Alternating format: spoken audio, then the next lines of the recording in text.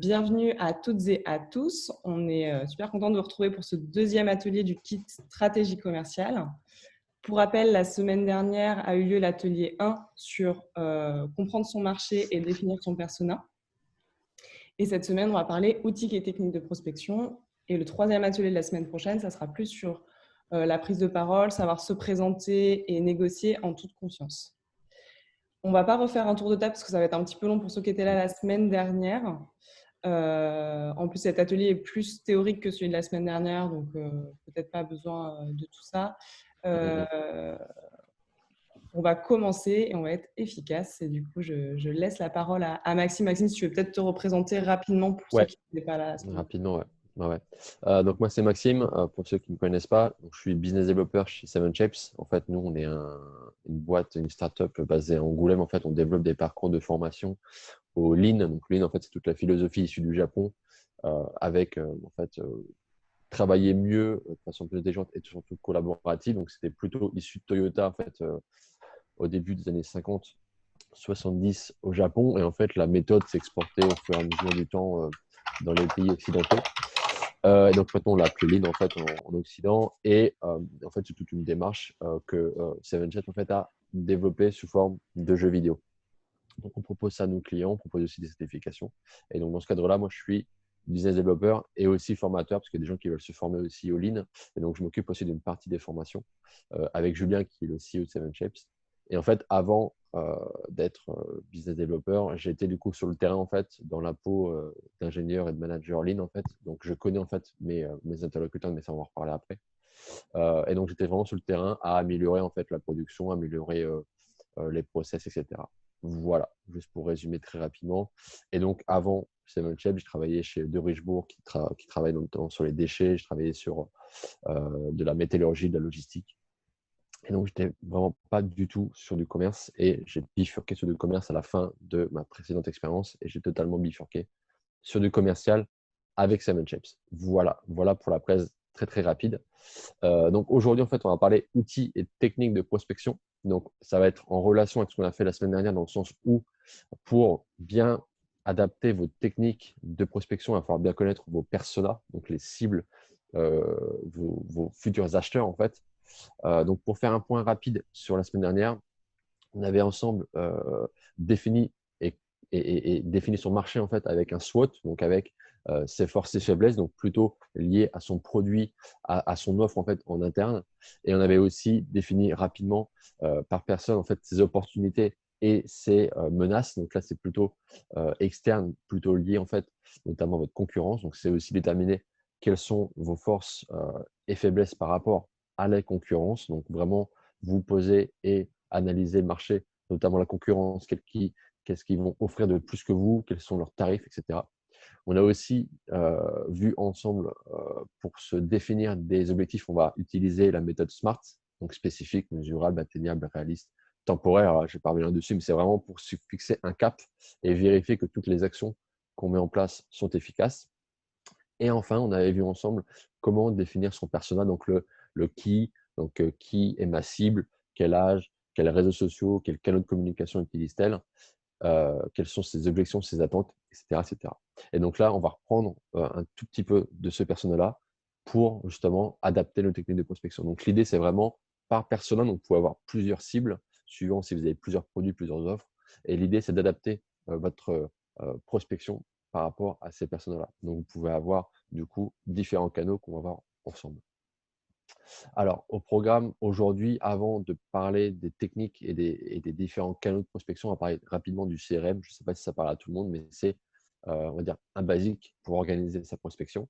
On parlera des cadeaux, on parlera aussi du social selling qui prend de plus en plus de place en fait, et on parlera aussi de LinkedIn qui lui aussi prend de plus en plus de place sur la prospection. Voilà. Alors, n'hésitez pas à réagir dans le chat ou à poser vos questions directes. On n'est pas à 40, donc vous pouvez poser vos questions directes. Ça ne me dérange pas du tout. N'hésitez pas à m'arrêter s'il y a des questions. Donc voilà. Alors, on va commencer par le CRM. Alors, je ne sais pas si tout le monde voit ce qu'est un CRM, mais en fait, c'est l'acronyme de Customer Relationship Management. C'est en gros toute une base, tout un logiciel ou c'est aussi en SaaS, donc vraiment sur votre navigateur. Donc, vous allez en fait pouvoir centraliser toutes les infos liées à votre prospection, à vos clients, à vos prospects. Donc, en fait, vous allez renseigner pour chaque prospect, pour chaque client, nom, prénom, email, toutes les infos comme les réunions, les appels, les devis, les commandes, etc. Vraiment pour centraliser tout ça. Et l'idée, c'est si vous avez du coup une équipe commerciale ou quelqu'un qui reprend le commerce après vous, l'idée, c'est d'avoir en fait une base que la personne puisse consulter et pas repartir de zéro. Voilà, déjà avoir des renseignements pour continuer la prospection s'il n'était pas terminé. L'idée, c'est aussi d'avoir une base qualifiée qui correspond aussi à votre cible et de pouvoir déclencher, donc là on en reparlera après, du mass mailing. C'est déclencher en fait des campagnes d'email ciblées sur vos acheteurs pour voilà, les prospecter de cette façon-là. Et vous pouvez aussi du coup limiter l'usage d'Excel en fait, en ayant dans chaque CRM en fait, des KPI, donc Key Performance Indicators, pour pouvoir extraire des infos. Donc, ça peut être le nombre de rendez-vous, le nombre de devis, le nombre de commandes passées par mois, par commerciaux. Ça vous évite en fait l'usage Excel, vu que tout est automatisé souvent dans les CRM. HubSpot, bon, on va en reparler parce que nous aussi on utilise HubSpot, donc ça tombe bien. Voilà, donc le CRM, rapidement ce que c'est. Vous avez des dizaines de CRM qui existent. Vous avez HubSpot, Salesforce, Agile. Vous avez même un CRM qui s'appelle nocrm.io. Je ne les ai pas tous testés. Il y en a des dizaines et des dizaines. Je connais HubSpot, je connais Dynamics de Microsoft. Nous, chez 7Shops, on utilise en fait HubSpot, qui est en fait gratuit jusqu'à une certaine limite. Et en fait, quasiment tous en fait, proposent plus ou moins les mêmes fonctionnalités et certains sont en version gratuite comme HubSpot avec des plugins payants. Donc, typiquement, HubSpot, vous pouvez déclencher des campagnes d'email en fait, de façon automatisée avec un plugin payant. Voilà. Je ne sais pas si certains d'entre vous utilisent déjà un CRM.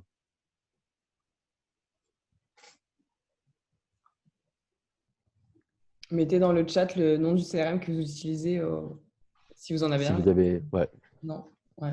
celle-ci, Romain, ouais. tu débutes, donc ça ne m'étonne pas. Celle-ci, il y en a des dizaines. Alors après, je pense que tout le monde part. Voilà, celle-ci, Ouais. ok, ça marche. Voilà. Donc après, ceux qui n'en ont pas, peut-être à vous d'aller en fait comparer. Vous avez pas mal d'articles en fait qui comparent les CRM avec les points positifs, négatifs et les prix. CRM interne, ouais. Donc l'idée, c'est vraiment d'aller comparer en fait ce qui vous va bien et de prendre en fait la solution qui est adaptée en fait à votre besoin. Alors chez 7Shops, en fait, on utilise HubSpot qui est gratuit jusqu'à 2000 contacts, je crois. Donc ça fait déjà une bonne base. Et l'idée avec HubSpot, mais alors, je pense que d'autres CRM le font, c'est que vous avez plusieurs plugins gratuits. Donc, typiquement, vous avez l'intégration à Gmail. Donc, quand vous envoyez un mail via Gmail, en fait, il est enregistré directement dans HubSpot. Vous pouvez aussi générer en fait des rappels automatiques. Si vous avez une séquence de mails ou si vous envoyez un mail et vous voulez ne pas oublier de relancer la personne 3 jours après, par exemple, vous pouvez du coup déclencher des rappels automatiques qui vont en fait vous envoyer en fait un email de rappel pour vous dire attention, tel jour tu dois rappeler la personne si elle t'a pas répondu, par exemple. Vous pouvez aussi, ça c'est super important, c'est traquer l'ouverture des emails envoyés avec HubSpot. Vous envoyez un email et si la personne ouvre l'email, vous aurez un petit pop-up qui s'affiche en bas à droite ou dans le CRM, vous aurez email ouvert X fois. Donc, ça peut vous permettre de savoir si la personne a bien reçu votre email et à ce moment-là, si elle n'a pas répondu, c'est de relancer ou de changer de canal de communication. On en parlera après. Et vous pouvez aussi, dernière fonctionnalité dans cette liste-là, c'est le calendrier. Vous pouvez du coup intégrer un calendrier en le reliant en fait à votre Google Calendar par exemple. C'est en fait de proposer plutôt que de dire à vos prospects je suis dispo à telle date ou vous êtes dispo à quelle date, c'est plutôt de dire bon ben voilà, prenez un rendez-vous dans mon calendrier, ça suffit, ça simplifie beaucoup la démarche en fait plutôt que de dire bon bah je suis dispo là là et là, est-ce que tu es dispo là? Non, je suis pas dispo là, je suis dispo là. Ça c'est compliqué en fait, ça génère des mails pour rien. Et l'idée c'est vraiment de donner un lien en fait à vos prospects vers votre calendrier et de prendre directement rendez-vous avec vous. Voilà. Et du coup, vous avez vous l'alerte en fait, vous recevez un mail comme quoi la personne a voulu prendre un rendez-vous et vous pouvez ensuite accepter ou non. Mais en général, si votre calendrier HubSpot là dans ce cas-ci est plugué à votre Google Calendar, tous les créneaux dispo en fait sont automatiquement mis sur HubSpot. Voilà. Donc super efficace. Donc là, il y en a encore des dizaines de fonctionnalités différentes. Mais voilà, c'est les principales que j'utilise moi tous les jours dans les versions gratuites. HubSpot qui est très bien, mais c'est certainement en fait, d'autres CRM qui font exactement pareil. Alors vous allez me dire du coup maintenant avec mon CRM, une fois que j'ai choisi mon CRM, je fais quoi? Donc comment je vais l'alimenter. Donc là, on va vraiment parler des canaux de prospection, des canaux que vous allez pouvoir utiliser pour générer des leads, donc générer des contacts et des personnes qui potentiellement peuvent faire affaire avec vous. Alors voilà, donc on va rentrer dans le vif du sujet avec les canaux de communication. Donc la première question à se poser, c'est quels sont les canaux de communication que mon persona utilise de façon quotidienne en fait. Et donc là, ça revient un peu à ce qu'on avait fait la semaine dernière, c'est quels sont les réseaux sociaux qu'il consulte, quels sont les canaux de communication, c'est plutôt téléphone, plutôt mail, plutôt les deux, ou voir autre chose. C'est vraiment la question qu'il faut vous poser. Et c'est aussi la question que vous pouvez en fait poser en direct à vos clients déjà existants, quels sont les canaux de communication qu'ils les utilisent pour déjà affiner votre persona. Donc c'est vraiment un travail à faire en fait avec votre équipe et vos clients pour vraiment adapter votre communication et votre prospection. Alors, vous avez en fait plusieurs types de canaux de communication. Alors, j'en ai résumé 5 en fait. C'est les 5 les plus, les 5 les plus courants.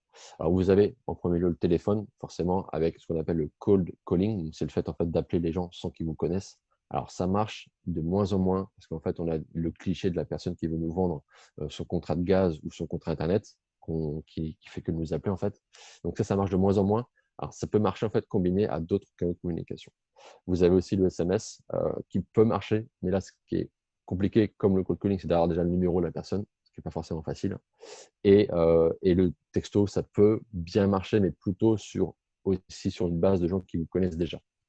Envoyer un SMS à un inconnu, voilà, c'est pas dit que ça marche. Ça peut marcher, mais c'est pas dit que ça marche en fait, on va dire seul en fait.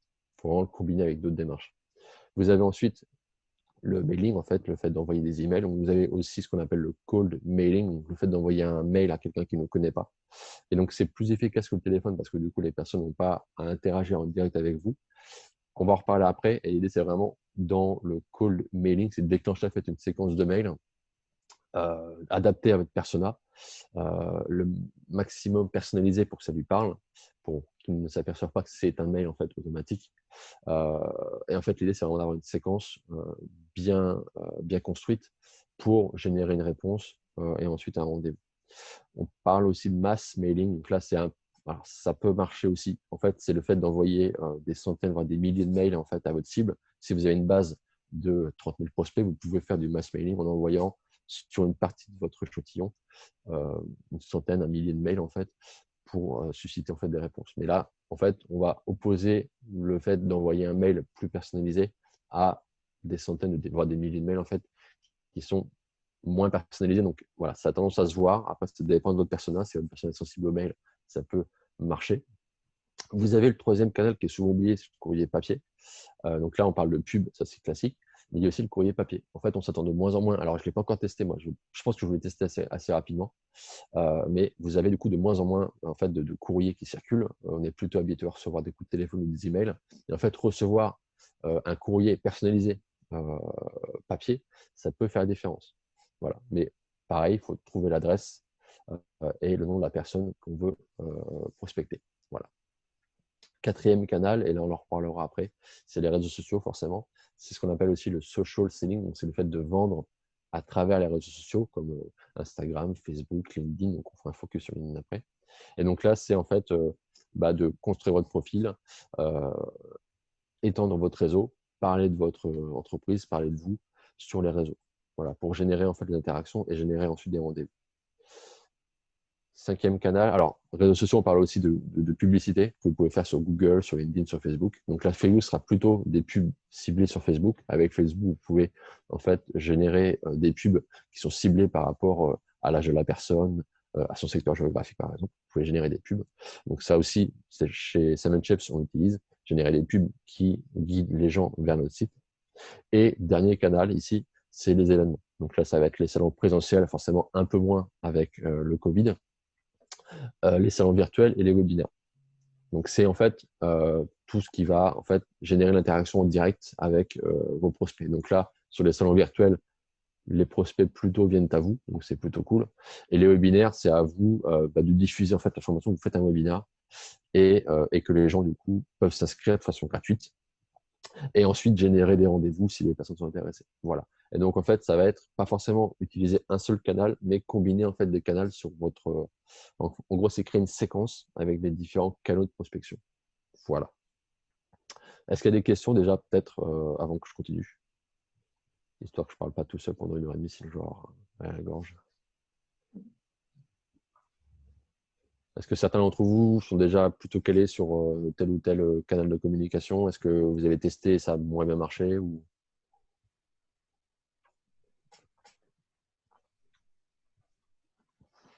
Téléphone, ouais, ça marche pas, ouais. Ça marche pas en fait tout seul en fait. Moi, je vais l'utiliser, mais après avoir, OK, call mailing, l'ouverture, pas de clic. Alors, il faut peut-être revoir en fait le corps du mail peut-être. Social, ça marche bien, ouais. Mailing plus tel, ouais, c'est ça. Yes. OK.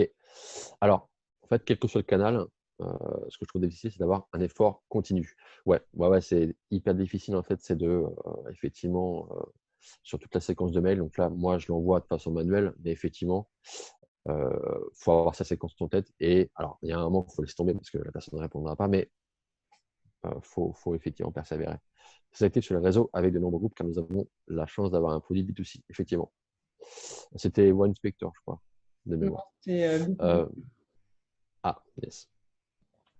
Alors, en gros, quel que soit le canal, en fait, on va essayer de penser à IDEA. Donc, IDEA, en fait, c'est une technique, c'est une méthode en fait de com et de marketing qui veut dire en fait attention, intérêt, désir, action. Et en fait, sur ces 4 étapes-là, le but c'est de réduire votre entonnoir jusqu'à avoir des petits euros à la fin. Donc, en fait, vous allez avoir beaucoup de prospects qui vont être intéressés par votre solution, par votre produit.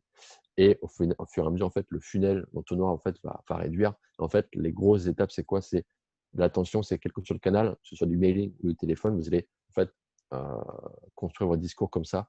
C'est la première phase, c'est d'attirer l'attention de la personne. Donc, c'est en fait le moment où le consommateur, en gros, va prendre conscience que votre marque ou votre produit existe. Donc là, ça peut être via la prospection, via de la pub, via les réseaux sociaux. Deuxième étape, c'est l'intérêt, c'est le consommateur connaît votre produit, il commence à être curieux, il commence déjà peut-être aussi à se projeter dans votre produit.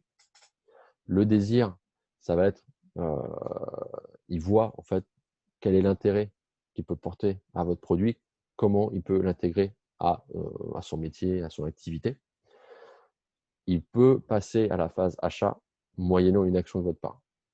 La phase d'action, c'est le moment où vous allez si c'est sur du mailing, demandez un rendez-vous, demandez à ce que la personne réponde à votre mail, demandez à ce que la personne teste votre produit pour ensuite déclencher une vente. Donc, ça peut être aussi inscription à une newsletter. Donc, le call to action, ça serait la newsletter. Voilà. L'action souhaitée, en gros, que vous voulez que votre prospect fasse, en gros. Alors, si je prends un petit exemple en fait, avec les mails que je peux envoyer moi quasiment tous les jours, en fait, je vais combiner plusieurs canaux. Et sur le mailing, en fait, je vais déjà attirer l'attention du prospect via l'objet en fait, du mail. C'est la première chose que votre prospect verra en fait.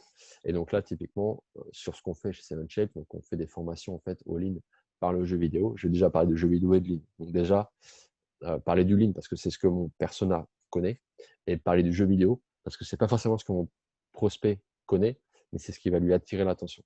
Ensuite, la partie intérêt-désir, ça va être suscité, ça va être le moment où en fait je vais personnaliser une petite partie de mon mail.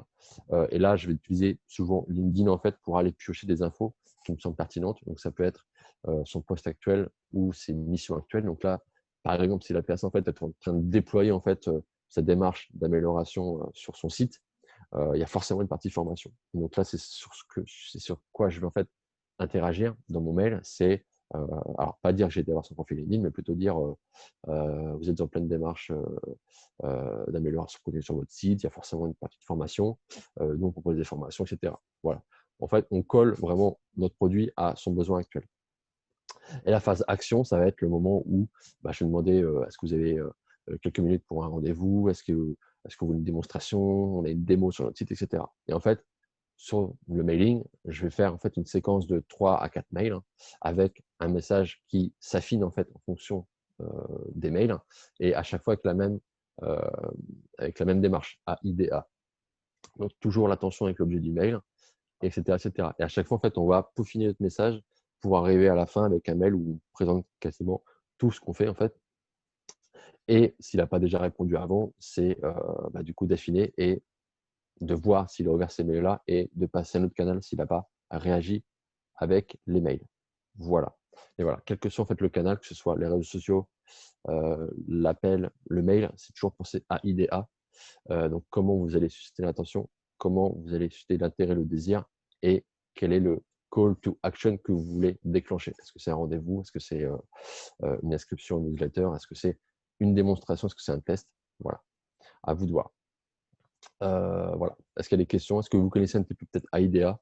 Est-ce que vous avez essayé? Est-ce que les mails que vous avez déjà peut-être fait, est-ce que vous avez essayé de le mettre en forme avec l'IDEA? Je ne sais pas.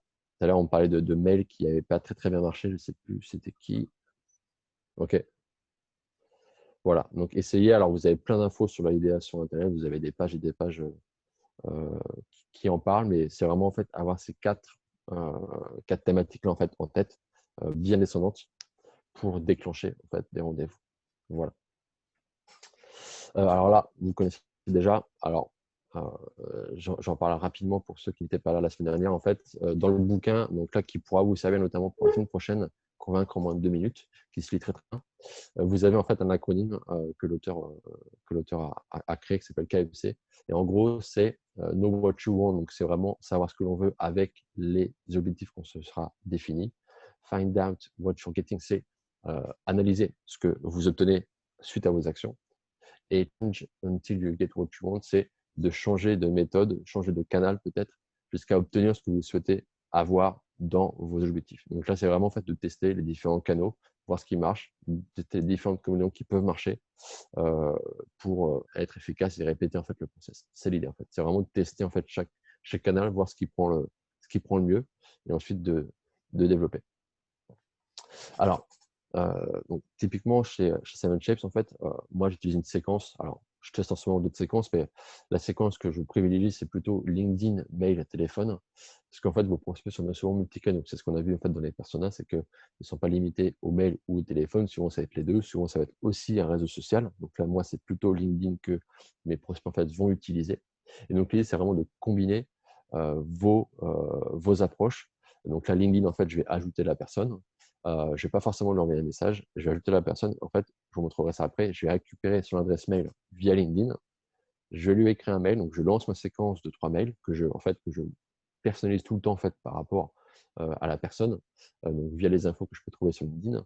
Donc, je personnalise ma séquence donc avec l'IDEA, toujours, avec la demande de rendez-vous. Et donc, si la personne me répond, très bien, la personne prend rendez-vous via mon calendrier. Et donc là, c'est rendez-vous. Et si la personne ne répond pas, c'est vraiment au bout de LinkedIn et des 3 mails, la personne ne répond pas, je vérifie que la personne a bien reçu mes mails. Donc là, c'est avec le tracking d'ouverture des emails que HubSpot propose. Vous pouvez savoir si la personne a ouvert les mails. Si elle a ouvert les mails, c'est que déjà, elle vous connaît et qu'elle a peut-être manifesté un intérêt, mais qu'elle n'a pas le temps de répondre. Et donc là, c'est de trouver son numéro. Et donc, alors là, il faut un peu de temps quand même, mais ça m'est déjà arrivé d'aller au culot, d'aller au standard pour demander directement à la personne au téléphone. Donc ça peut marcher aussi. Si vraiment la personne, vous n'avez pas son numéro, son mail et son LinkedIn, bon, passez à autre chose et à ce moment-là, c'est de se mettre un rappel peut-être 6 mois après de revenir sur cette personne-là en espérant que cette fois-ci, elle réponde. En fait. Mais c'est vraiment de en fait, combiner les approches pour maximiser vos chances en fait, de rendez-vous. Et après, une fois rendez-vous, donc là, ce sera plus dans l'atelier, je pense, la semaine prochaine, ce sera comment négocier, comment se présenter. Voilà. Mais déjà, c'est de combiner vos approches pour maximiser vos chances de rendez-vous. Alors, quelques sites utiles que je vais pouvoir vous montrer rapidement. Grosso modo, si vous n'avez pas l'adresse mail de la personne, vous pouvez utiliser Hunter, qui vous permet en fait de trouver en fait les adresses mail des personnes. Donc là, je vais vous montrer à ce moment-là. J'ai préparé ça. Hop, voilà. Donc, normalement, vous devez voir mon écran, je pense.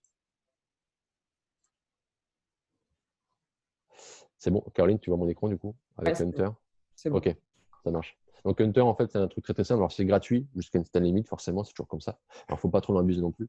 Mais si vous avez un client en tête qui serait, je ne sais pas, Renault, vous pouvez taper Renault et vous tapez en fait, le nom de domaine. Donc ça, c'est Renault.com, enfin leur site.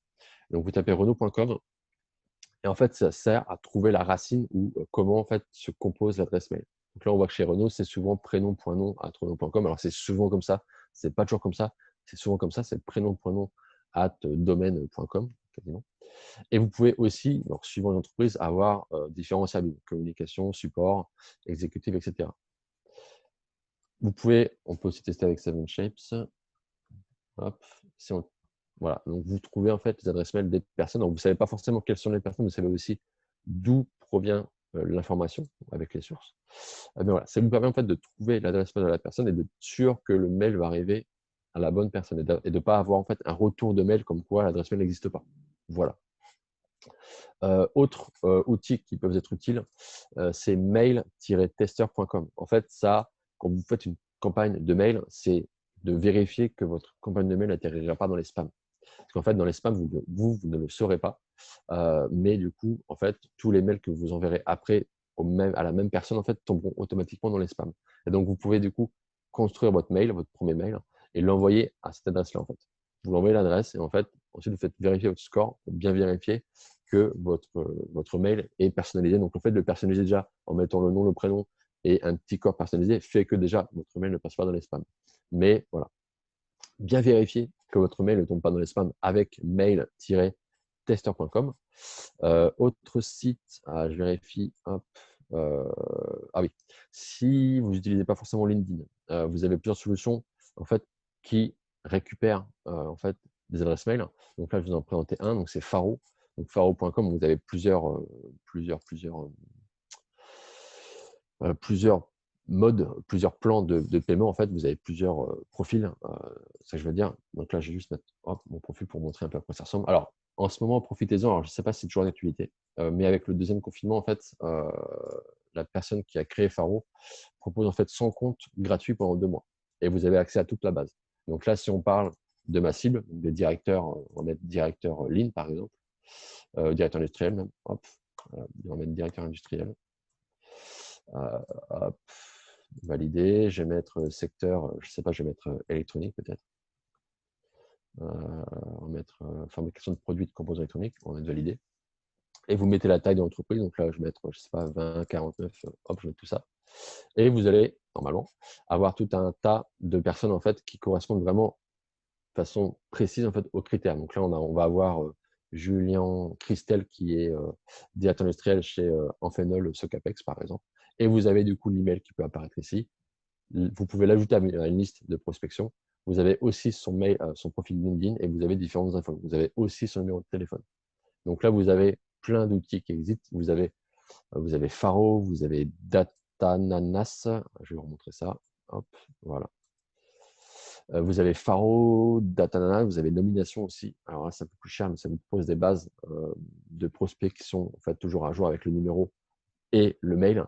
Donc, ça peut vous aider, si vous n'utilisez pas forcément LinkedIn, de trouver la bonne adresse mail, le bon numéro de téléphone aussi, pour déjà être sûr que le message que vous envoyez arrivera à la bonne personne.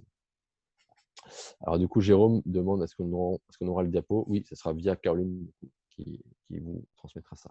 Dites-nous, alors, parce que Marion a un petit profil de diapo, elle est toujours affichée sur la première diapo. Est-ce que vous êtes bien sur quelques sites utiles? Parce que moi, je suis bien sur cette slide-là. Est-ce qu'il y a d'autres personnes qui ont le même problème ou pas? Ah, tu es aussi bloqué sur… Alors oui, tu es sur la bonne diapo ou oui, tu es au début. Ah oui, ok, ça marche. Ça marche, sur la bonne page, ça marche. Ok, bon, voilà, Marion, je vais partir alors.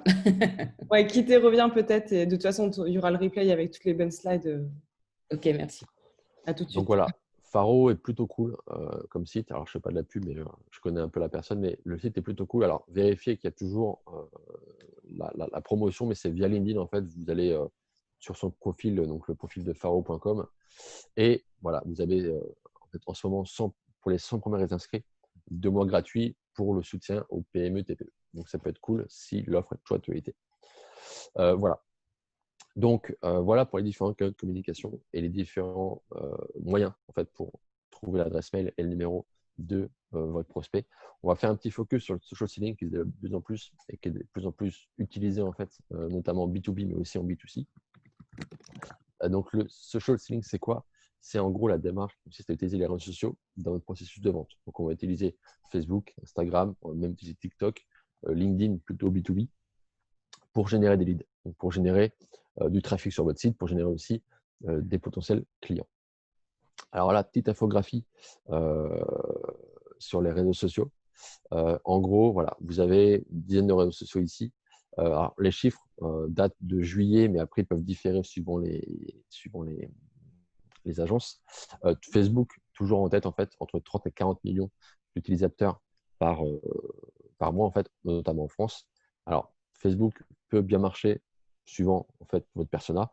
On va plutôt mettre de la pub sur Facebook, mais si vous utilisez, si vous avez un produit plutôt B2C, ça peut aussi très bien marcher sur Facebook. Vous avez WhatsApp, vous avez Instagram, Snapchat, Twitter. Alors là, LinkedIn, on est plutôt à 16 millions maintenant en France. En fait, LinkedIn croît très, très rapidement. Et donc là, c'est ce qui m'a intéressé après, mais ça, je vais en reparler après. Vous avez Pinterest, TikTok. Donc là, alors Instagram, c'est plutôt aussi B2C, plutôt cible jeune. Snapchat, pareil, plutôt B2C et cible jeune. Twitter, idem. TikTok, c'est encore même un peu plus jeune. Donc là, ça dépend vraiment en fait, de votre persona. Donc si votre persona consulte plutôt Facebook ou LinkedIn, on va plutôt travailler sur ces réseaux sociaux-là.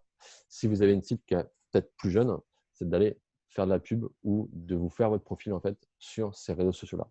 Et dans le monde, on va avoir en gros sur LinkedIn entre 260 et 300 millions. Donc on a quand même en fait un paquet de monde en fait sur LinkedIn. Et donc c'est un réseau social qui maintenant est super important parce que c'est vraiment axé B2B, LinkedIn. Et voilà, c'est adapter votre démarche, toujours pareil, via les réseaux sociaux. Et donc voilà, toujours Facebook en tête. Donc là, c'est plutôt de la pub. Ce qu'on fait aussi sur chez Seven Shapes, on va faire de la pub sur Facebook, de la pub sur LinkedIn, là où en fait traînent nos personas. Voilà. Hop, on va faire un petit focus sur LinkedIn. Alors, pourquoi utiliser du coup LinkedIn en fait pour le B2B? Parce qu'en fait, c'est le réseau, si ce n'est le seul, vraiment orienté business en fait. Et surtout, la majorité des décideurs en fait sont sur LinkedIn. Donc, vous avez forcément vos prospects qui traînent sur LinkedIn. Après, ça dépend de votre persona toujours. Et c'est aussi un des réseaux idéaux pour rediriger vers votre site en fait. Avec votre profil, avec les annonces que vous pouvez faire, c'est de rediriger en fait les gens vers votre site pour générer des leads. Du coup. Alors, on va parler en fait en détail de LinkedIn, en fait en détail. On va survoler un peu LinkedIn, mais on va voir en fait comment être efficace sur LinkedIn. Hop. En fait, vous avez en gros 4 axes pour être efficace sur LinkedIn. Le tout premier, c'est de construire en fait votre marque professionnelle. Donc là, ça vaut aussi pour les autres réseaux comme Instagram ou Facebook. C'est en fait d'attirer votre acheteur. Vous avez en fait 3 objectifs. En fait. C'est d'attirer l'acheteur sur votre site, sur votre profil, être trouvé par ceux qui vous cherchent en fait. Si les gens cherchent quelqu'un qui fait de la formation en ligne, l'idée c'est d'avoir un profil qui soit en fait construit pour avoir un maximum de mots-clés, par exemple, qui attire les gens sur votre profil. Troisième objectif pour en fait, être vu par vos acheteurs, c'est de sortir du lot. Donc là, c'est de taguer avec un profil en optimisant en fait 5 grosses choses sur vos profils. Vous avez du coup la photo à optimiser, le titre attractif. On ne va pas forcément mettre CEO de ça. On va plutôt en fait directement dans le titre. Ça, je vous montrerai ça juste après. C'est optimiser déjà dans le titre ce que vous pouvez apporter à votre client. Donc, c'est vraiment déjà d'apporter votre proposition de valeur en fait sur quoi vous pouvez aider votre client directement dans le titre, sans qu'il ait à chercher en fait dans votre profil. Troisième chose, ça va être de rédiger un résumé, donc avec les infos, les numéros, les adresses mail pour vous rejoindre, ce que vous faites en fait chez vous. Vous avez du coup aussi la possibilité d'ajouter en fait, des éléments, des vidéos, des présentations directement tout au début de votre profil. Donc, c'est déjà donner en fait, des infos à vos visiteurs. Et ensuite, vous pouvez aussi demander des recommandations par vos clients. Alors, ça se fait un peu moins, surtout qu'en fait, les recommandations sont plutôt en bas de votre profil en général, mais vous pouvez demander des recommandations à vos clients pour que dans la phase de, je cherche le mot, mais pour rassurer en fait vos prospects, c'est déjà de leur montrer que des clients utilisent votre solution et sont déjà plutôt contents de votre solution. Voilà. En gros, c'est vraiment optimiser votre profil en pensant à vos clients. Donc, photo de profil, titre, même l'URL qu'on peut personnaliser aussi sur LinkedIn. Ça vaut aussi pour d'autres réseaux. Donc, c'est vraiment en fait de personnaliser votre profil et de penser client. C'est pas uniquement de faire un profil pour faire un profil, c'est vraiment penser client et optimiser votre profil. Alors, je peux vous montrer rapidement le mien, même si je suis vraiment pas le meilleur en LinkedIn. Pour montrer un peu ce que j'ai fait sur LinkedIn. Alors, hop. Alors, Stéphane, je vais le masquer. Donc voilà. Alors, quand on arrive sur mon profil, en fait, on va rapidement comprendre de quoi il s'agit, notamment aussi par la bannière. Donc là, on a demandé à notre graphiste de nous faire une bannière. Et donc là, en gros, on a résumé un peu ce qu'on fait. en une phrase. Donc, formez-vous all-in à distance par le jeu vidéo. Donc, toujours, en fait, susciter l'attention. Attention, intérêt, désir, action. Via une petite image, un petit visuel sympa. La photo, voilà, on reste pro.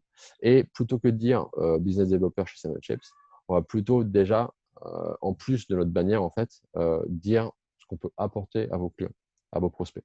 Donc là, ça va être de former vos collaborateurs en ligne par le jeu vidéo, avec le site, avec voilà, des petites choses, on va dire, graphiques et sympas. Dans vos infos, vous pouvez du coup parler rapidement de vous, vous pouvez faire un petit storytelling de votre parcours. Aussi mettre les infos pour vous contacter, numéro, mail. Et c'est aussi d'expliciter ce que vous pouvez apporter à vos clients. Donc là, ça va être la 7Shapes School, le premier jeu vidéo d'apprentissage en ligne, avec différents parcours, avec la certification, avec en fait les plus que l'on peut apporter par rapport à d'autres solutions. Donc là, on va être plus ludique, plus souple, plus économique qu'une formation classique en présentiel parce qu'on n'aura pas de déplacement, par exemple. Et ensuite, vous pouvez du coup présenter des slides, des vidéos. Donc là, c'est un lien qui renvoie vers le site 7Shapes pour que les gens passent de mon site jusqu'à de mon profil pardon jusqu'au site de 7Shapes. Donc là, vous avez les infos. Alors, c'est plutôt privé. Vous avez du coup votre activité et votre profil. Après, voilà, vous pouvez développer jusqu'en bas. Et arriver à la partie recommandation, vous pouvez demander du coup à vos clients actuels de vous recommander pour rassurer un peu vos clients. Mais les clients vont rarement jusqu'en bas de la page. Donc, c'est plutôt déjà optimiser tout ce qui est en haut de la page sur LinkedIn, mais sur les autres réseaux, ça marche pareil. C'est d'optimiser en fait tout ce qui est en haut de la page. Et en gros, c'est de se dire, chaque ligne que je lis me donne envie de scroller vers le bas pour lire la suite. Voilà. Ensuite, deuxième axe, en fait, sur LinkedIn, pareil, ça vaut aussi sur les autres réseaux, c'est de trouver les bonnes personnes. Donc là, vous avez en fait des filtres de recherche sur LinkedIn, qu'on soit gratuit, payant, avec d'autres profils payants. On a toujours fait cette recherche par mots-clés. Donc, on peut affiner si on prend forcément un abonnement payant, mais vous pouvez rechercher par mots-clés. Donc là, ça serait directeur industriel ou le type de persona que vous voulez pister, le secteur d'activité, le secteur géographique, l'intitulé de poste, pour bien cibler vos recherches. N'hésitez pas aussi à inviter vos clients qui sont sur LinkedIn. Si votre persona utilise LinkedIn, votre client forcément utilise LinkedIn. C'est d'inviter vos clients et vos prospects dans votre réseau. Demandez des mises en relation donc de vos clients. Demandez si vos clients connaissent d'autres personnes qui seraient susceptibles en fait, d'adhérer à votre produit. Et surtout, super important, c'est de consulter, et ça c'est bien que LinkedIn le propose, c'est la rubrique vue de profil. Donc l'idée, c'est tous les gens qui visitent votre profil, mais qui n'ont pas forcément interagi avec vous, c'est d'aller leur envoyer un petit message sans forcément être dans le commercial. C'est plutôt de dire bonjour X, j'ai vu que vous aviez visité mon profil, qu'est-ce qui vous a attiré dans mon profil, etc. Donc la personne répond, tant mieux, vous avez créé une connexion. La personne ne répond pas, bon, voilà, tant pis. Mais voilà, c'est en fait de ne pas louper de potentielles affaires si la personne ne vous a pas envoyé de message ou si la personne ne vous a pas demandé en connexion. Voilà, c'est vraiment d'aller lui demander pourquoi vous avez visité, parce qu'elle est intéressée, machin. Sans forcément déballer le discours commercial, c'est vraiment déjà d'interagir avec eux. Voilà. Troisième axe sur LinkedIn, ça va être forcément, et comme sur les autres réseaux, ça va être d'échanger en fait des informations. Donc liker, partager, commenter des publications pour vraiment créer des relations. L'idée, c'est en fait, de devenir une référence dans votre domaine en publiant en fait, des choses qui apportent de la valeur à vos prospects. Donc l'idée, ce n'est pas d'aller full commercial sur LinkedIn, c'est plutôt de partager des choses, des outils que vous utilisez, des choses en rapport avec vos produits qui peuvent intéresser votre réseau. Et en gros, c'est de se dire, tous les prospects qui consulteront mon profil ou qui consulteront l'article me verront comme une source fiable en fait, d'informations. Et l'idée, c'est de devenir une référence dans ce domaine-là et de susciter en fait, des visites qui repartiront sur votre site pour générer des leads. Voilà. Donc, troisième axe, c'est vraiment l'échange d'informations. Super important. Et en fait, l'algorithme de LinkedIn, après, c'est à peu près le même principe partout. C'est que l'algo de LinkedIn, en fait, favorise les gens qui partagent des choses.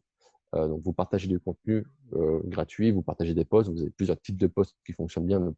Vous allez en fait avoir quelques posts, quelques types de posts qui fonctionnent bien, comme le post où vous présentez un outil que vous utilisez et vous proposez aux gens de leur donner le contenu de façon gratuite via message, via MP. Donc, ça génère du coup des messages, ça génère l'interaction.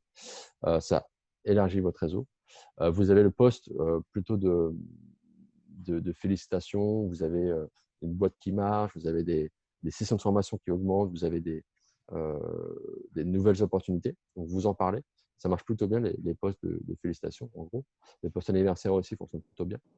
Vous avez les posts storytelling. Alors là, c'est un peu plus compliqué parce qu'il faut se creuser un peu les ménages, mais vous avez en fait les posts storytelling où vous allez en fait parler de votre expérience personnelle.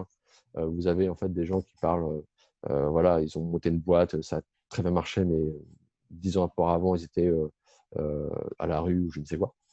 Voilà, du storytelling, en fait, vous allez vraiment parler, raconter une histoire et en fait, pareil, vous allez la tailler en fait en AIDA pour attirer l'attention et au fur et à mesure attirer les gens vers votre profil. Voilà, donc c'est vraiment en fait de créer du contenu qui apporte en fait de la valeur au réseau, à votre réseau. Parce qu'en fait, LinkedIn, quand vous publiez, en fait, va présenter votre article à un échantillon de votre audience. Si l'échantillon, donc ça peut être 50 personnes sur 500, si cet échantillon-là fonctionne bien, s'il interagit, s'il like, s'il commande votre publication, LinkedIn va ensuite déployer votre article sur une plus grande part de votre réseau, etc. etc. Donc, plus il marche, plus la visibilité de votre post augmente. Si votre post ne marche pas, déjà à l'intérieur de votre réseau, de votre partie de réseau, LinkedIn le laisse tomber. Donc, c'est vraiment important en fait, d'avoir un réseau déjà de base qui soit des clients, soit des prospects que l'on connaît, soit des prospects qui sont de notre cœur de cible pour leur proposer des contenus qui vont leur apporter de la valeur. Donc, ils vont interagir et ensuite, votre message va se diffuser de plus en plus. En fait. Voilà. Quatrième axe en fait, pour développer son réseau, ça va être d'établir des relations. Donc là, ça va être de rejoindre des groupes. Donc, vous avez forcément des groupes que vos prospects consultent. Donc là, ça va être de rejoindre des groupes, interagir avec ces groupes-là. Parce qu'en fait, quand vous interagissez avec un groupe, en fait, quand vous publiez, quand vous répondez à un groupe, en fait, la publication se met dans le fil de vos prospects. Et donc, ça va être de rejoindre des groupes, d'interagir avec ces groupes-là. Parce qu'en gros, grosso modo, alors j'ai plus la source, mais en gros, c'était quoi le chiffre? Je crois que c'était 73% des acheteurs B2B préfèrent traiter en fait, avec des commerciaux recommandés par un tiers. Et donc, le fait de se faire recommander via des réseaux, via le contenu qu'on peut apporter, va vous générer en fait des leads qui vont se faire de façon assez transparente. En fait, vous n'allez pas forcément aller à la chasse, mais c'est plutôt des gens qui vont venir vers vous. Alors, petite question de Catherine, est-ce que c'est pertinent de republier un post qui a suscité pas mal de vues quelques semaines auparavant? Alors, c'est ce que j'ai fait moi en fait assez récemment. J'ai modifié en fait le contenu. En fait, j'ai testé en fait plusieurs types de posts. J'avais publié il y a 3 mois, je crois, un type de post qui avait bien marché, mais je voulais voir si en remodelant un petit peu et plutôt que de donner tout le contenu, j'en donnais une partie et je demande aux gens d'interagir. Est-ce que ça marcherait? Ça marche beaucoup mieux en fait. Et donc vous pouvez. Alors les lignes n'aiment pas trop le repartage. En fait, ça va pas être le repartage de contenu, tu veux dire, de contenu qui est à toi ou le contenu qui n'est pas à toi et que tu repartages sur ta page, c'est ça? Non, en fait, c'est un contenu qui m'appartient. Ouais, C'est de dire, dans une période de confinement, comment on peut transformer des formations à distance. ouais. Et donc, vu le contexte, ça a suscité d'intérêt. Je me posais juste la question de le republier. Parce que la première fois que je l'ai fait un dimanche. Et de me dire, tiens, je voulais essayer en semaine pour voir si Ouais, ça changeait quelque chose. ouais. Mais sans le Alors, bouger, en fait. ouais. Je peux le bouger aussi, enfin, je peux changer les trucs. Alors, je ne connais pas non plus par cœur l'algo de LinkedIn. Je pense qu'il faut quand même modifier un petit peu ton wording pour que peut-être que l'algo ne détecte pas que c'est un repartage ou qu'en tout cas c'est le même article que c'est de repartager. Parce qu'en fait, j'ai typiquement dans mon réseau quelqu'un qui partage les mêmes articles toutes les semaines et en fait de semaine en semaine, il a de moins en moins de likes. Donc je pense que LinkedIn détecte que l'article est repartagé encore une fois. Donc peut-être que tu n'auras pas la même visibilité. Donc peut-être créer un nouveau post avec le même principe en fait, mais avec peut-être un nouveau wording, peut-être. Ouais, je pense que Moi, c'est j'avais testé. la fonction Ouais, de partage aussi qui est un peu bloquée par LinkedIn, enfin en tout cas qui n'est pas mise en avant, surtout pour les personnes qui font juste un partage sans ajouter de contenu, sans taguer des personnes et sans du coup rajouter de la valeur ajoutée en fait au c'est post. ça. Le partage marche pas très très bien en fait sur LinkedIn. Ce qui a bien marché en fait, ça va être les commentaires. Donc ça va être de créer un post et que les gens commentent. Donc en fait, je sais plus, il y a un mot anglais pour ça. En fait, LinkedIn va tenir compte du temps que les gens passent sur vos Ouais, publications. Et donc, les gens vont passer plus de temps à aller commenter plutôt qu'à regarder, à scroller. Donc, si votre publication génère des gains, des commentaires, pardon, votre publication va être vue. Donc après, ça peut être du repartage, mais LinkedIn préfère que les gens publient du contenu et de la valeur pour leurs clients, pour leurs prospects, plutôt que de repartager des choses. Ou alors, tu peux repartager et effectivement ajouter du contenu avec un texte, avec quelque chose qui te semble pertinent. Mais effectivement, repartager comme ça de but en blanc, ça n'aura pas forcément beaucoup d'impact. Mais le truc, c'est que du coup, si tu repartages en fait un article de quelqu'un, alors là, je ne te demande pas de faire du plagiat, mais si tu repartages l'article de quelqu'un, ça peut aussi en fait envoyer tes prospects ou tes clients sur la page de la personne. Et donc là, en fait, les gens sortent de ton profil et donc tu perds en fait toutes tes chances de réorienter les gens vers ta page, vers ton site par exemple. Mais voilà, LinkedIn préfère que tu publies du contenu, que tu génères des commentaires parce qu'en fait, les gens vont être absorbés entre guillemets par ta publication et du coup, LinkedIn va garder en fait, les gens accrochés au réseau plutôt que de repartager. Voilà. Ce qui va marcher, ça va être ce qui va être les commentaires, un peu moins, ça va être les likes, les repartages, les interactions, etc. Vraiment, c'est les commentaires en fait qui marchent plutôt bien. En fait, c'est vraiment ce qui va générer en fait l'accroche sur ton article. Voilà. Hop. Alors, vous pouvez du coup calculer. Donc, il y a un truc sur LinkedIn qui s'appelle le Social Selling Index. Alors, c'est pas forcément pour s'appêter, c'est plutôt pour savoir si les actions qu'on met en place sont efficaces. Donc, en fait, c'est les 4 axes que je vous ai expliqués tout à l'heure avec la marque professionnelle, trouver les bonnes personnes, échanger les bonnes informations et développer des relations. Pardon. Vous avez en fait un score sur 100 qui va vous montrer si vous êtes capable de construire votre marque professionnelle, si vous pouvez trouver les bonnes personnes, si vous pouvez étendre votre réseau. Donc là, l'idée, c'est plutôt de voir si telle ou telle publication augmente votre score. En fait, votre score augmente ou diminue en fait un peu tous les jours. Et l'idée, c'est d'axer votre profil LinkedIn, mais ça peut être aussi sur Facebook, d'axer en fait votre profil sur ces 4 thématiques-là et de voir en fait si votre contenu, si le contenu que vous publiez, si les relations que vous créez, si les interactions que vous échangez sont efficaces, c'est de voir si votre score évolue. Donc là, vous pouvez juste avoir une petite info si vous êtes en fait au-dessus, en fait dans quelle partie, dans quel pourcentage, dans le top 2, dans le top 5, dans le top 10 des personnes de votre secteur. Donc vous pouvez le calculer gratuitement. Alors, je peux vous montrer à ce moment-là rapidement, je crois que je l'ai mis ici. Voilà. Vous pouvez en fait calculer ce score-là via business.linkedin.com, cette adresse-là. J'ai mis le lien dans la diapo. Et vous pouvez du coup savoir en fait votre score gratuitement via, même si vous n'êtes pas payant normalement. Et l'idée, c'est pas forcément de se dire je suis le premier dans mon secteur. L'idée, c'est de savoir est-ce que j'évolue en fait en fonction du temps, est-ce que mes publications me font évoluer. Parce qu'en fait, plus vous allez être haut dans ce score-là, plus LinkedIn vous accordera d'importance en fait. Donc l'idée, ça peut être aussi d'inviter des gens, on va dire influents dans leur domaine, dans votre domaine en fait, sur votre réseau, de voir ce que eux publient et peut-être de publier des contenus qui sont assez similaires, ou en tout cas dans la démarche. Donc vraiment, apportez vous votre valeur, mais via des modèles qui fonctionnent bien chez d'autres personnes. Là, je ne sais pas si je l'ai là, je ne pense pas. Je peux peut-être le retrouver. Je crois que c'est Gambato, qui est plutôt bon en fait, que je regarde assez rapidement, qui a des dizaines de milliers de gens qui le suivent en fait sur LinkedIn. Le pape de LinkedIn, ouais, c'est ça, c'est un peu ça. Ouais.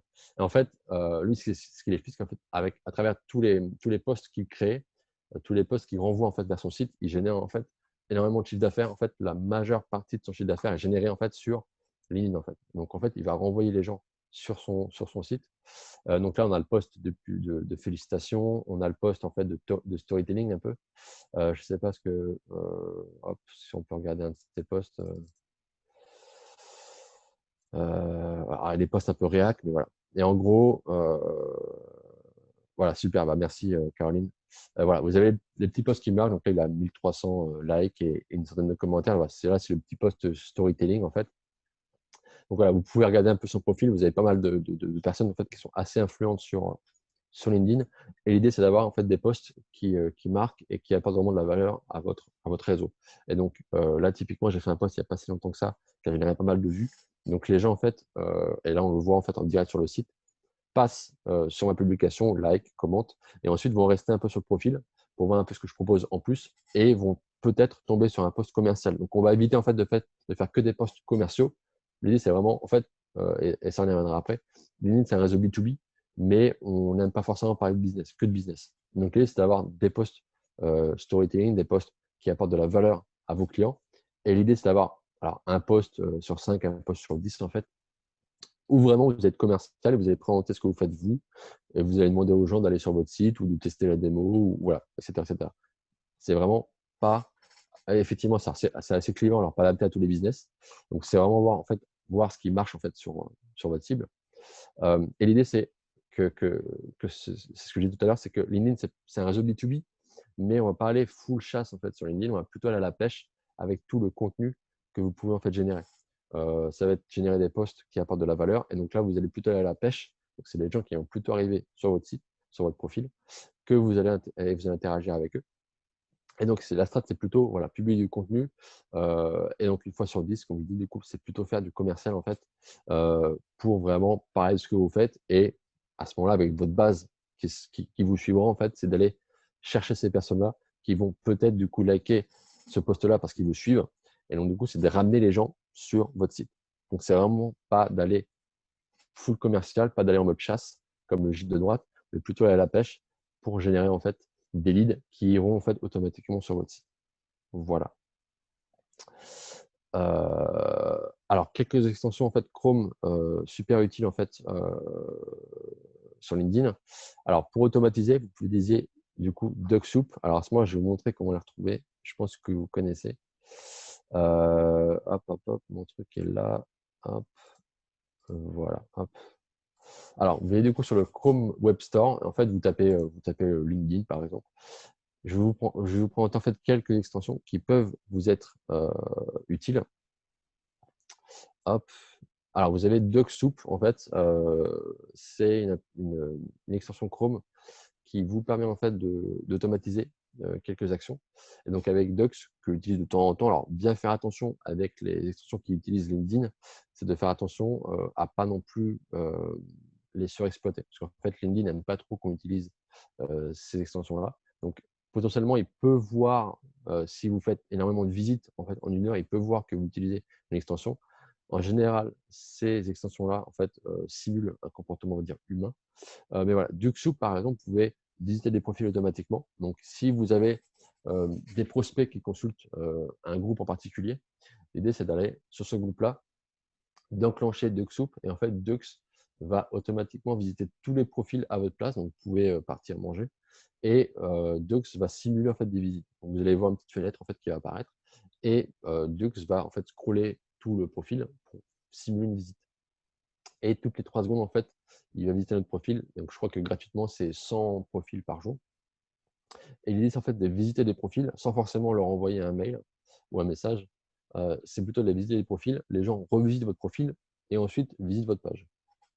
Alors, vous pouvez aussi envoyer des messages, mais voilà, ce sera forcément moins personnalisé parce que du coup, vous allez mettre bonjour X, j'ai vu votre profil, machin. Voilà. Ça se voit tout de suite en fait que le message n'est pas du tout en fait personnalisé.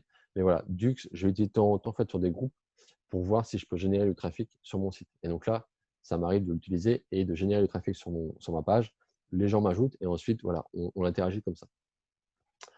Pour scraper ou récupérer en fait, des adresses mail et des numéros de téléphone, vous avez plusieurs extensions. Vous avez scrap.io, Contact Out et Cold CRM. Alors, vous avez toujours en fait un mode gratuit et un mode payant. Donc, le mode gratuit, souvent, c'est X demandes par jour d'adresse mail. En fait, vous allez aller sur la page d'une personne, ce que je fais quasiment tous les jours. Vous allez sur la page de la personne, vous enclenchez Scrap, Contact Out ou Cold CRM. Ça dépend. En fait, chacun va trouver des fois pas, des fois une adresse mail ou un numéro de téléphone. Et l'idée, c'est via ces extensions-là de trouver l'adresse mail et le numéro. On va plutôt privilégier le mail parce que le numéro, on ne sait jamais si c'est un numéro perso ou pro.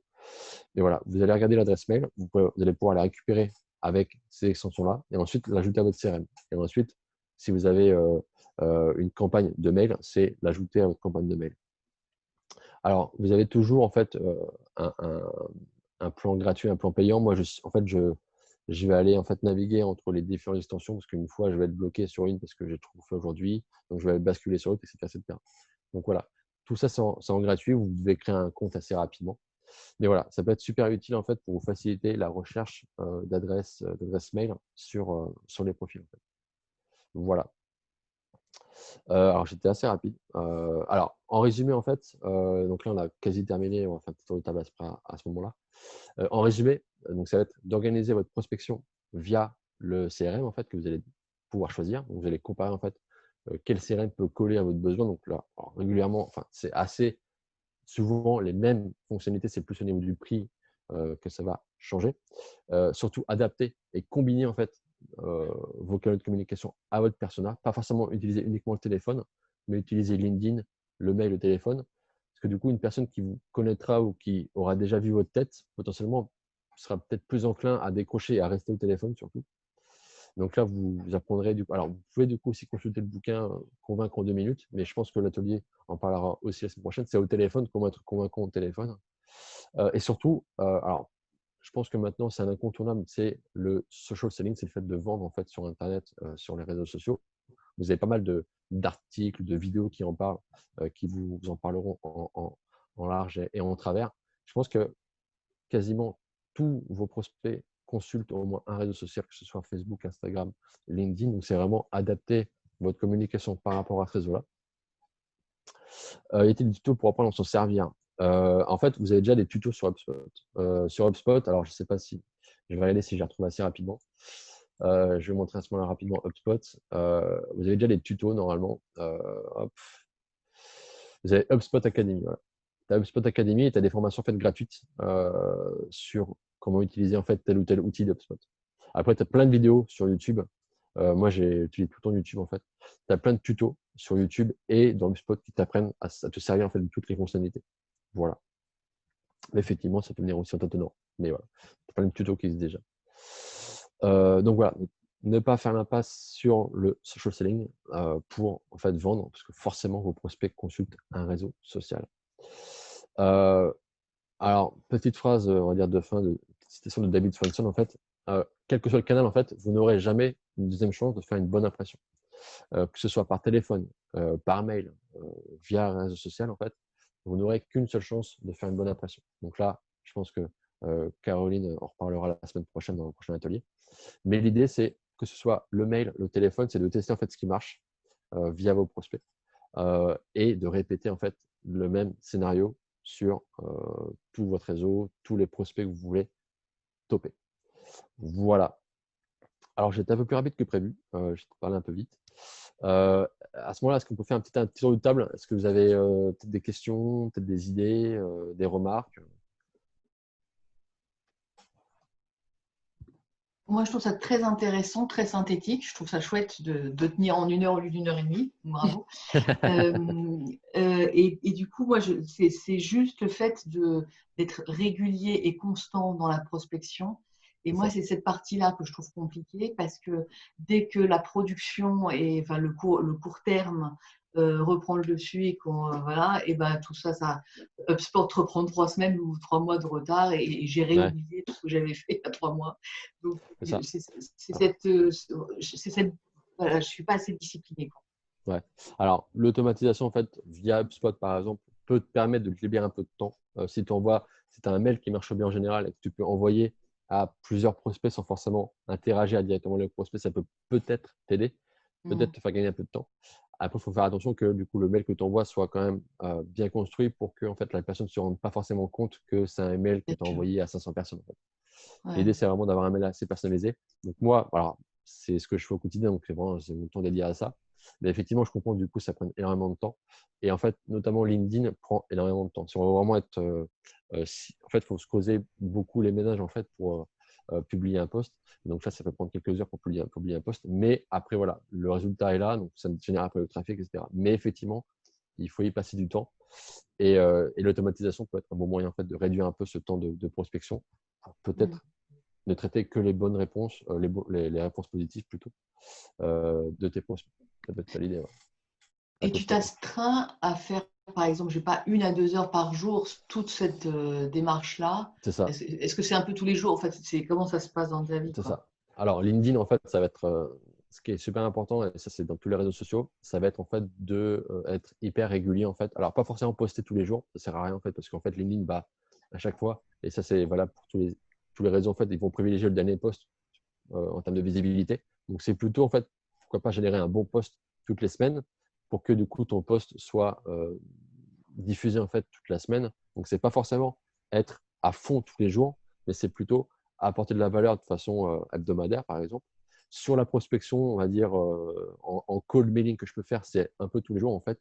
Je m'y astreins 1 à 2 heures par jour où en fait je vais aller avec les recherches que j'ai faites, les filtres que j'ai mis en place, chercher les bonnes personnes, chercher leur adresse mail et envoyer un mail. Donc là en fait j'ai un corps du mail qui est commun et j'ai une partie de mon mail que je personnalise avec ce que je vois sur LinkedIn par exemple. Mais voilà, c'est vraiment être régulier dans la démarche. Je vais faire de la prospection un peu tous les jours. Donc, ça va être 1 à 2 heures par jour. LinkedIn, ça va être un bon contenu, entre guillemets, 1 fois par semaine. Et au fur et à mesure, tu verras que tes publications en fait, sont de plus en plus diffusées.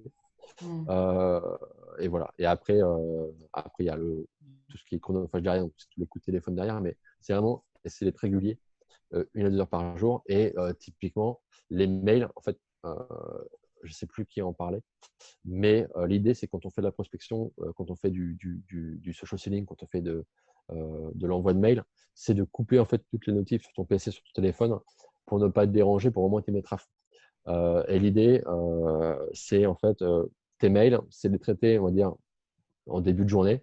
Et alors, mis à part effectivement un mail qui peut être hyper important, c'est pas forcément d'avoir la page de mail ouverte tout le temps pour pas être en fait un mail. En gros, le mail peut attendre, quoi. C'est pas forcément c'est vraiment se focus sur une tâche et couper ses mails pendant, je sais pas, 2 heures et d'y revenir en fait plus tard. Mais vraiment de se faire des sessions en fait tous les jours. Le début de la journée, c'est plutôt 1 heure de mail par exemple. Et ensuite, tu passes à la prospection avec un peu de LinkedIn, un peu d'envoi de mail, de téléphone, etc., quoi. Mais c'est vraiment effectivement être régulier, quoi. Essayer d'être régulier. Ouais. On a eu la même remarque la semaine dernière. Un autre participant qui disait que sur les publications régulières, il avait du mal à s'y tenir, etc. Donc, ouais, c'est tout le problème de réussir à organiser son agenda avec des vraies plages dédiées à des tâches particulières quand le quotidien et le rush prend le dessus, quoi. C'est ça. On a tous un peu le Et même. après, ce qu'il faut tester sur ces réseaux, c'est quel est le créneau en fait privilégié pour poster. Alors, vous avez plein d'articles sur ça sur Internet. Je crois qu'en général, c'est plutôt le mardi. En gros, il faut privilégier plutôt le début de matinée, quand les gens vont embaucher, ils vont regarder un peu leur téléphone, donc entre 8 et 9 heures par exemple, à l'heure du midi, quand les gens sont un peu libérés, ils regardent leur téléphone, et après la journée de boulot, vers 17-18 heures. C'est plutôt en fait les moments privilégiés pour publier. Alors, ça vaut pour le milieu de semaine. Le vendredi, il ne faut pas publier parce que voilà, il y a plein d'articles sur ça sur Internet. Quels sont en fait les moments les plus privilégiés pour démarcher vos clients, que ce soit en fait sur du LinkedIn ou sur du mail. Ça en fait, il y a des moments privilégiés dans la journée où il faut plutôt les attaquer sur ces moments-là, plutôt que d'avoir une publication qui pourrait marcher en temps normal, mais que vous publiez au mauvais moment et que du coup, la portée de votre publication ne marchera pas. Et ça vaut aussi pour le téléphone, pour le mail. Vous n'allez pas appeler quelqu'un à midi parce qu'il sera en train de manger, par exemple. C'est vraiment adapter vos créneaux aussi de prospection en termes d'horaire aussi. Yes.